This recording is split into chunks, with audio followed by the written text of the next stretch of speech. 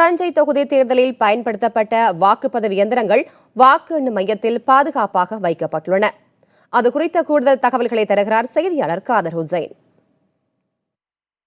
தஞ்சை சட்டமன்ற தொகுதிக்கு உட்பட்ட 276 வாக்குச்சாவடிகளிலும் நேற்றைய தினம் வாக்குப்பதிவு என்பது முடிவடைந்தது.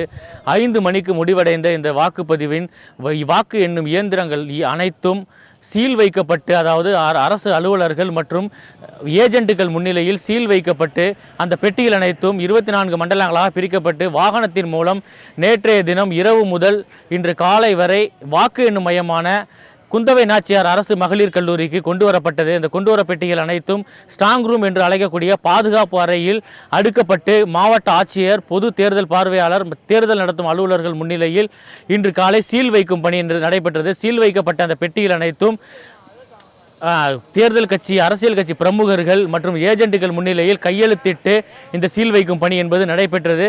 சீல் வைக்கப்பட்ட அந்த அறை கண்காணிப்பு கேமரா மூலம் கண்காணிக்கப்பட்டு வருகிறது. அது மட்டுமின்றி இந்த அறை உள்ள இந்த கல்லூரி வளாகம் முழுவதும் 7 கண்காணிப்பு கேமராக்கள் அமைக்கப்பட்டு முழுவதுமாக கண்காணிக்கப்பட்டு மாவட்ட ஆட்சியர் அலுவலகம் மற்றும் தலைமை தேர்தல் அலுவலகத்தில் இந்த பாதுகாப்பு நடவடிக்கைகள் கண்காணிக்கும் வகையில் இந்த கேமராக்கள் அமைக்கப்பட்டுள்ளன.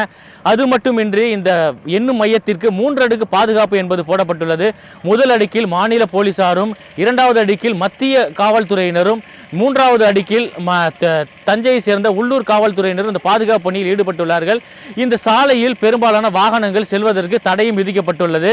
வரக்கூடிய 22ஆம் தேதி வாக்கு எண்ணும் பணி என்பது நடைபெறக்கூடிய சூழ்நிலையில் இந்த வாக்கு எண்ணும் பணிக்காக 12 நாற்காலிகளில் 21 சுற்றுகளில் இந்த வாக்கு எண்ணும் பணி என்பது நடைபெற உள்ளது.